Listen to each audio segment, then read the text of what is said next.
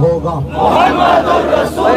اور میری پاکستان کے جو ذمہ داران ہیں ان سے یہ گزارش ہے کہ جتنی میں راستے سے آیا وہ جتنے روڈوں کے درمیان ٹی وی چل رہے ہیں ان پر وہی پان مثالے والی مشہوریاں چل رہی ہیں۔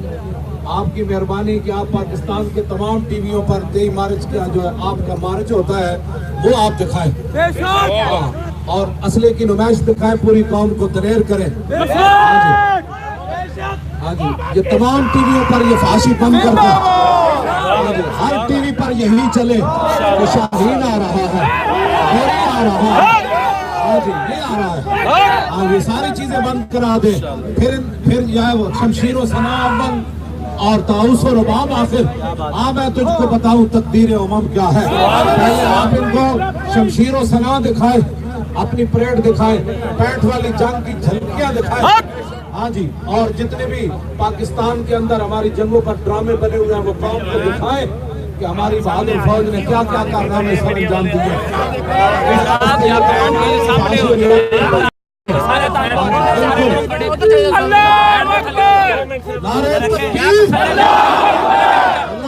نعرہ ایسے لگائیں جس کی بڑی دور تک آواز جائے،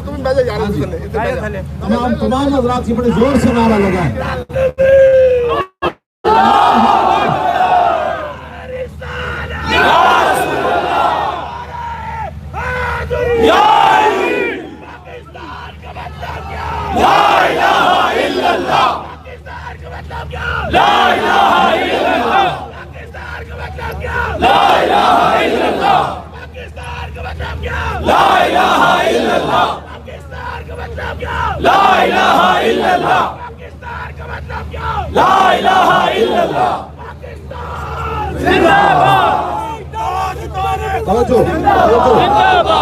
ٹیویوں کے اوپر جہازوں کی نمائش دکھائیں، پیارے ہمارے شاہین کیسے اڑاتے ہیں اور پھر گھروں کے طیارے کیسے گراتے ہیں۔ قوم کے اندر جذبہ جہاد پیدا کریں، یہ وقت ہے جہاد کا جذبہ پیدا کرنے کا، اور وہ کافر انشاءاللہ ویسے ہی گر جائے گا اور پوری دنیا میں مسلمانوں کا نام انشاءاللہ بلند ہو جائے گا۔ حضور نے فرمایا میری امت قیامت تک اگر بلند رہ سکتی ہے سارے نعرے تکبیر،